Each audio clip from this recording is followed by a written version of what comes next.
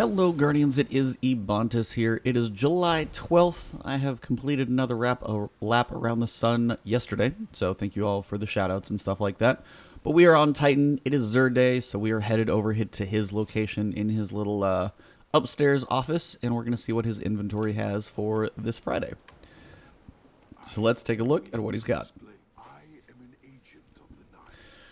So this week, of course, always the Fated Engram, currently still only going through Forsaken. No expansion, or annual pass, I should say. Exotics are going to be coming from this.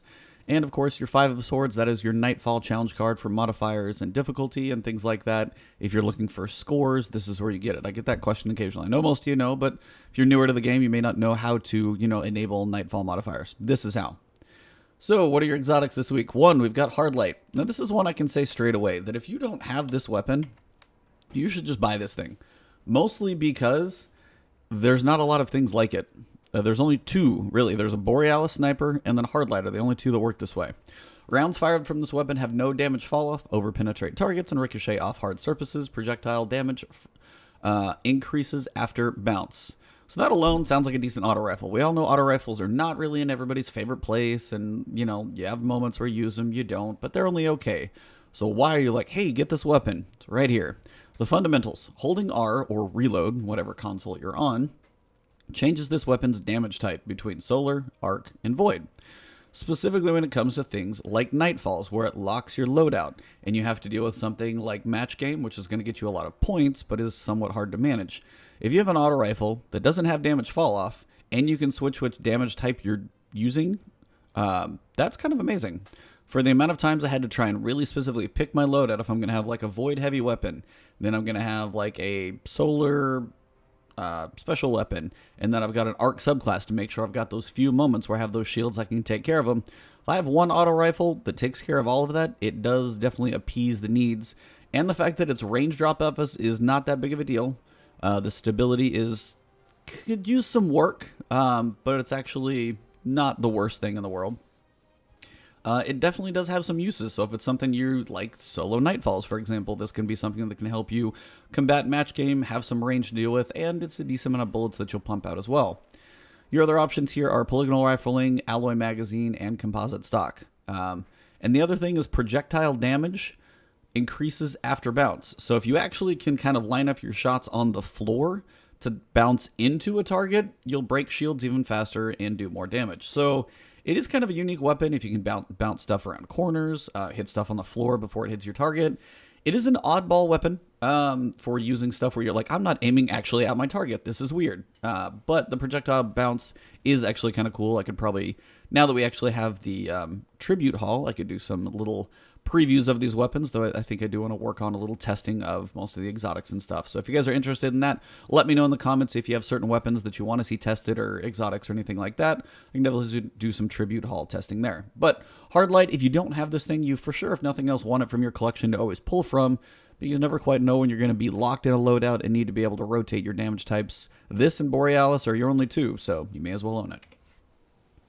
For the Warlocks, we've got the Wings of Sacred Dawn. It is a pretty straightforward exotic. When Dawn Blade is equipped, aiming weapons while you're in midair suspends you there for a short time. Weapon hits extend this effect's duration. Now, in PvE, you're like, why would I want to be a giant floating target? You probably wouldn't.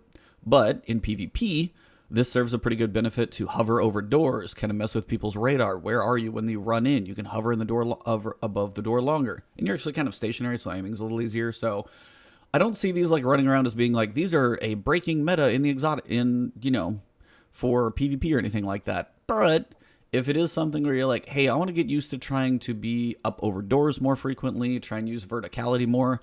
If you use this exotic, it's kind of what you have to do, so it might be a good way to steer you to that. And also being able to suspend you in midair, kind of have a little more control over your aiming in those moments, depending on when people come in, can actually be pretty helpful. So I wouldn't put this in the top of any list. Obviously, its perk is very specific, and I don't think it's going to be very high in the world of PvE, because you're not going to want to float very high for long ever. And if you do it on accidents, might actually even throw you off. But in PvP, being able to hover over entryways, it's not something you're going to be out in the open using. But if you're in an interior corridor, up over a doorway, waiting for people to run in underneath you. Where's the person at? And they can't find you. You get the jump on them for a change. So that's the main perks on this one. Take it or leave it if you want. Still always looks really cool, without a question. Still one of the awesomest looking exotics. Grenade launcher aim, sidearm aim, and submachine gun aim. Not bad for you reclusive users. Auto rifle and sidearm reserves, kind of meh on both of those, but chest perks are usually pretty low. Gemeni Jester for the hunters. Got misdirection. Now, misdirection, dodging disorients nearby enemies and temporarily removes their radar. So, on this one, it's actually got a decent set of perks on it, so it actually probably maybe a little higher than I call it out for. But misdirection for the hunters, when you use your dodge, actually disorienting and removing somebody's radar when you're nearby them is something, especially if you're an aggressive shotgun player, if you like to get up close with, say, something like Recluse or anything in the realm of just a short-range weapon to finish people off. You know somebody's around the corner, you want to run and dodge, kind of freak them out, turn around and get the jump on them. They're kind of all disoriented. It has some benefits. I've seen some good people use it. Again, I don't think this is anything people are yelling is broken, like this is something you have to must have, but in the right hands, I can see this being lethal, even just against me. I'm like an average PvP player. Somebody who is skilled as a hunter could use this thing, could run up on me around a corner and be like, hey, there he is.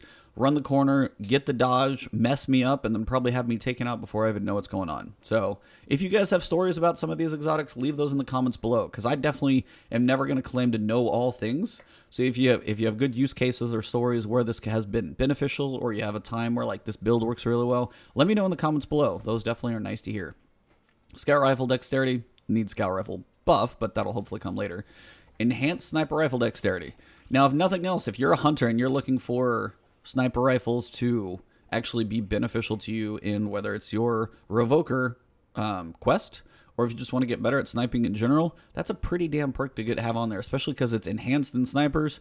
Having that dexterity on that one is kind of rare, and you've also got machine gun dexterity, so these both are pretty good, but the enhanced on snipers, it's really fun for PvP if you want to practice your sniping as well. Doesn't quite go with the dodging disorient, but, you know, two different playstyles, I guess.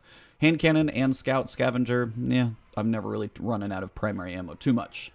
Finally, for the Titans, we've got Helm of Saint 14, still always a cool one from Destiny 1.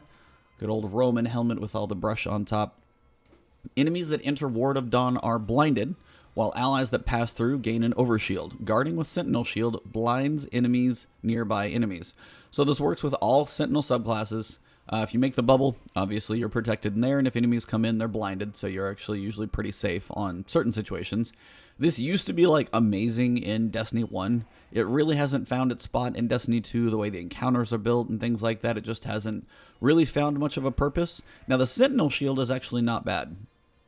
Definitely seen people use that build. You have 5 people firing, you hold up your shield, they're doing a buttload more damage by firing through your shield, and you're taking the beating that they would be taking without even like taking damage.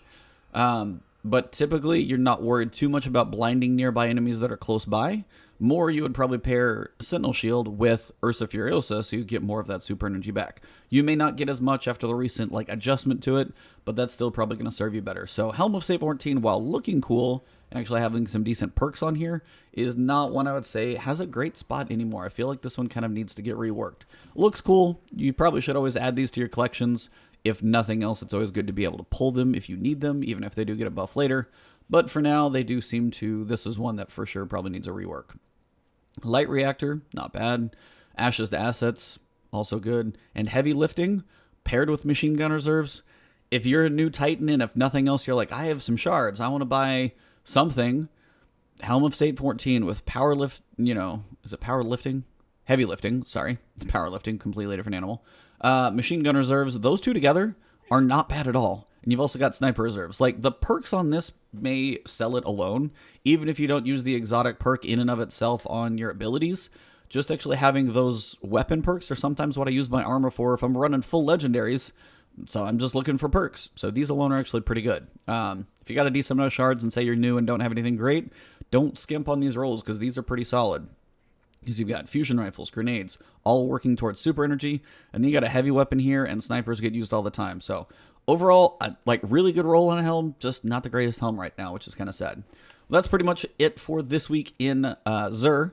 If you guys didn't catch the Last Word podcast, we did get done recording it this morning. Audio will go up on kind of all audio platforms here this afternoon. It will be up on the YouTube channels, both mine and Iron Lord's podcast. And then next week, we are going to have a guest. Want to announce we've got Red Queen. Met her out at Guardian Con. She is awesome. She's a good Twitch streamer. She's pretty sizable out there, so looking to have her on, discuss about her journey and everything she's been through. So Last Word podcast, stay tuned to that one. That is always Friday morning, 8 a.m. Central Time. If you can't listen to it, like, on your drive-in or at work or anything like that, catch it later. Always appreciate all of those. So thank you guys. You know where to find me. It's Ebontis on Twitch, Twitter, YouTube.